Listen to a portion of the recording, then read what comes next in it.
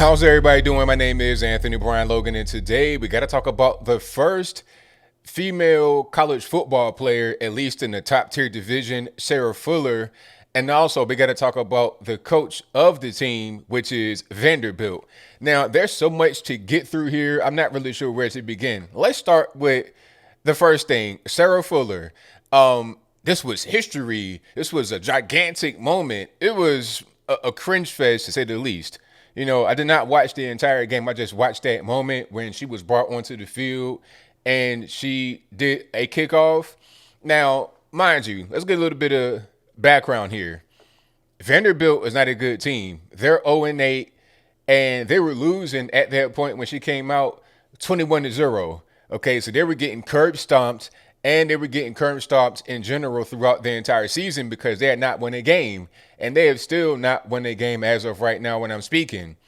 But anyway, they trot Sarah Fuller out there for a kickoff, and she kicks the ball about 30 yards. And I'm being serious, okay? And if you know about kickoffs, you know that you need to go a little bit more than that because the objective is to get the opposing team as close to their own end zone as possible so they have a long way to go to get to your end zone. Okay, the kickoff was like an onside kick. And the point of an onside kick is to try and have them go for the ball but miss getting possession of it so you're able to get it on a bounce or in a scrum so you can get the ball back and then try to score close to your own end zone. That's kind of how it goes if you know about football. Basically, on a kickoff, you generally want to kick the ball far and high and have it hang for a long time so the opposing team cannot run it back. They're going to be pinned up against their own end zone, but that's not what happened. It was a sloppy onside looking kick for a kickoff from this woman. Now, my thing is this. You couldn't have found any other woman that got a little bit a better leg than that. I mean, we don't want her to go out there and actually engage in any kind of football action. You don't want that. I'll talk about that in a minute. But you don't want her out there engaging in football action. The least she could do is have a strong leg, okay? You got a former soccer player, and she's kind of athletic. But yet and still, you're able to witness the limitations of women out there on the football field with men. That's just the long and short of it. But I digress. The whole point is that she was out there. This is history. You get people crying and chills. All for nothing. Okay? All for nothing. Now, women should not be out there playing football with men. That's just it. I don't care if it's two-hand touch, flag football, and most certainly not full tackle football. I mean, no.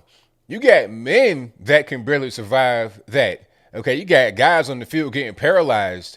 That's not a common occurrence, but it has happened. Even in high school, college, whatever, you get severe injuries from being out there on the field. Even kickers. Kickers generally don't engage in football action, but sometimes they do, because what if you kick the ball off and the opposing team catches it and they try to return it, and you as a kicker are probably the last line of defense. So if they're able to run past all the other guys and they're getting ready to run back for a touchdown, you have the opportunity to tackle them. And what are you going to do if you are Sarah Fuller, a young lady out there trying to tackle this full-grown man, 220 pounds, running at full speed? Okay, he's 5'8", like Barry Sanders or something. He's 215 pounds of rock solid muscle. It's like a boulder going downhill. What are you going to do to be able to stop it, young lady? Nothing. If you try to get in the way, you're going to have some serious, debilitating, lifelong injuries. All for what? You playing college football, not even getting paid. You probably are a walk-on. I doubt you got a scholarship to be a female kicker to come in after your team has already been losing, so you didn't even start. I mean, come on. What are we doing? This is crazy. All in the name of what? Virtue signaling, trying to act like we're so woke and inclusive and all this and that. It's dumb. It's ridiculous. Women should not be out there on the field with men. Okay, there are biological differences. Some are going to say, oh, no, the only difference is an innie versus an outie. You know, just talking about your genitalia. It's much deeper than that. You're talking about bone structure. You're talking about hormone levels, testosterone, estrogen. You're talking about biological, physical differences that are not going to be erased just because you put them on the field and you say they're equal. They're not equal at all. But I digress. In the midst of all the wokeness and in the woke celebration, they fired their black head coach. People are mad about that. So they're happy about the woman being out there kicking the football just a few yards and a sloppy kind of sidewinding. I could have gone out there and kicked that ball further than that with no kind of training at all, with no soccer background, with no college level football background. I could have done better than that, but I'll move on. They're happy about the female kicker, but upset about the black coach that got fired. But here's the thing about it. The black coach had been there for 6 seasons, and he went 27-55. All right. So 27 wins, 55 losses. And in this season, like I said earlier, he was 0-8. They might not win a game this entire season. So at what point do you fire a coach? It's been 6 years. You've not been successful. And this current year, you're not successful. So let's go ahead and get him out of here right now. Now, I do find the timing interesting. Maybe they wanted to soften the blow a little bit. Okay, because you got all this stuff about black this, black that, black it, black back, black to Africa, all this and that. You got all that going on, all this BLM nonsense, infecting the nation. So you want to soften the blow by having a quote unquote minority, the white woman, go out there and kick the football. Oh, it's history being made. This is amazing. So in the middle of the night, you just go ahead and fire the guy right after that happens. So you hope that the news of the female kicker overshadows the news of the black coach getting fired. Maybe. I don't know. That could be the reason. And I just think that it's really interesting timing. You have that happen, then you fire him. Okay. Why wasn't she brought out earlier in the year? Was it her debut in game 8 of the college football season, which is like 10, 12 games? Not a very long season. So why was her debut so late in the season? Is she just walk on the other day? What's going on with that? Either way it goes, the head coach did get fired. Now, people said, I was reading some comments. I'm not quite sure if they were trolling the wet, talking about, oh, this can't stand. This is institutional racism. It's like, really? Institutional racism? Is that what allowed them to have a job for 6 years and not be productive at all, really, in those 6 years, according to what I see? Okay, 27 wins, 55 losses. It's not very good. 0-8 this year, not good at all. All right. If you are not performing well in your job, you generally are not going to keep that job for long.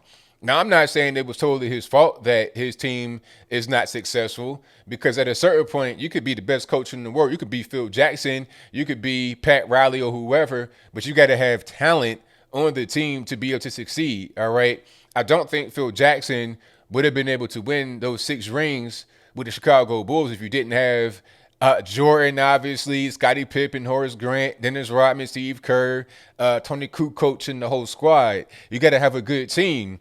If he was had a bunch of, role players, guys on the street, you're not going to be able to win. All right. If one guy has a team full of LeBron, like you got 5 LeBron Jameses on the team versus a bunch of, scrubs, guys you don't know at all, guys that were barely able to start in college, you are not going to have success over them regardless of what goes on, because the talent is just so much greater. However, if you had 6 seasons, multiple different rosters and guys on the team and abilities to be able to make changes and whatnot, and also you're in the conference, so at a certain point, if you're in a particular conference, the idea is that the talent level is kind of on par with each other. Not necessarily the equivalent, but not too far off, okay? You're not going to have top level teams in low conferences because, it wouldn't make sense. The top level team would just destroy the entire conference. The conference is going to be kind of similar when you're talking about talent. And Vanderbilt was not able to put out talent on the field that would justify this man keeping his job, and maybe he was not able to do a good enough job to justify keeping his job. Either way it goes, it's not about racism, it's about performance on the field, period. And he was there 6 years, so it wasn't racism back then when he was on the field for that amount of time. And 6 years is a long time for some of these head coaches. You got guys that get hired and fired in the same season. They're coming to the season, especially in basketball. As I close, in basketball, these guys be on, I think it's like, what, 82 game season normally. They might get hired and fired before the All-Star break, which is right around 40 games. So for him to be there that long was good. It's not a racist thing that he got fired. And this whole woke experiment with that young lady needs to go ahead and stop right now. Okay. And you know what? Firing the head coach at this time may be an excuse. It's a couple of things. Maybe it's a way to, you know, you put the lady out there and have that news overshadow the black coach being fired. And also, since the coach is fired, you can say like he was the one that wanted her to be out there. So if you don't see her anymore, then the reason why you don't is because he's not there, and that's the reason why she was out there. And they want to maintain her safety and stuff like that. This was a really weird woke experiment that did not go over too well, but I think I'll leave that right there for now. And what say you? Do you think that Sarah Fuller, the young lady who was out there kicking for Vanderbilt, should have been out there? If that's your viewpoint, let me know why in the comments below. How do you feel about her kick? Was it excellent? You're talking about Morton Anderson and Mike Vanderjagt. You're talking about top 10 all time, or was it kind of sloppy, not really all the way good, just, anybody could have went out there off the street and done that. You didn't need pads or a helmet or a number or anything to do it. If that's your viewpoint, let me know why in the comments below. How do you feel about the black coach getting fired? How do you feel about the timing? Whatever your thoughts on that are, let me know in the comments. You guys pretty much know where I'm at. I think they fired the coach at this time because the news of the kicker overshadowed his firing. And then when she's not out there anymore, but she shouldn't be out there anymore, you could say that he's the reason why she was out there, and since he's gone, she would not be out there anymore. This was a stupid experiment. I don't understand why it had to be done. Women can play football if they want to, yes, but not out there with the men. It's dangerous. It's ridiculous. And in the locker room, what is she going to do? She can't be in the locker room with the men. It's just not going to happen. Like, she'll go out there and kick and then go straight back to her dorm room. She'll leave the stadium and then walk back to the dorm with a uniform fully on and get changed back in her dorm. But whatever your thoughts are, please let me know in the comments below. And that's all I got to say for this video. If you like what you heard, please comment, rate, share, and subscribe. Peace.